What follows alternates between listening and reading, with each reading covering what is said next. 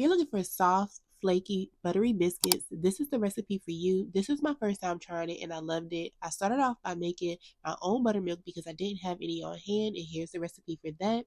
Next, I had 2 cups of flour, 1 tablespoon of baking powder, 1/4 teaspoon baking soda, 1 teaspoon of salt, 6 tablespoons of cold butter, and 1 cup of my cold buttermilk. After I cubed my butter, I then mixed it within the flour, pressing it into each other so therefore it can get distributed evenly. You can do this for until you feel like the butter has been distributed throughout the flour.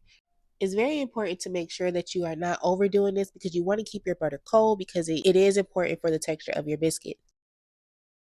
Next, I'm adding my buttermilk and I am distributing it little by little. I do want to let you know that I kind of feel like I overworked the dough. Overworking your dough can make you have a tough biscuit. My biscuit was not tough. However, I do believe that the texture could have been improved if I did not overmix the dough. Once your dough comes together and there's no more loose flour into your dough, you can go ahead and remove it from your bowl and add it to your countertop. I suggest adding it directly to your countertop and have it lightly floured, simply because I did put mine on parchment because I kind of wanted to avoid having too much mess. And it did give me a little trouble as I was making my biscuit layers. However, for next time, I'm going to add it directly to my countertop. Here I am just distributing it. As you can see, it is a pretty sticky dough, so I did add light flour on top, so therefore it doesn't stick to my hand too much. And what you're going to see me do is just fold it upon itself because this is where you're going to create those layers. Also, be gentle with your dough. Again, you don't want to overwork your dough because you don't want a tough biscuit. You want a soft, tender, flaky biscuit. So the way that you handle your dough is very important during this process. This is just the process of me showing you how I did my layers within my dough. Once I'm done creating my layers, I just flatten it out for the last time.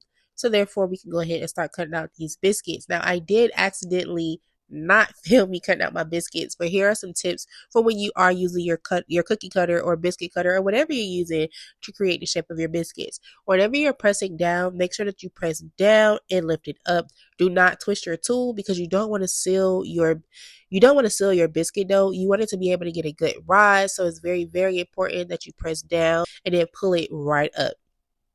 These are how my biscuits turned out. And then we're going to go ahead and place them on the baking sheet.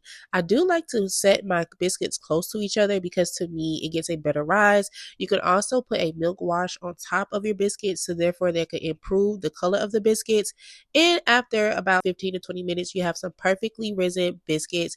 If you made it to the end of this video, thank you so much for watching. I'm going to leave the recipe down below. Make sure you take a screenshot of that.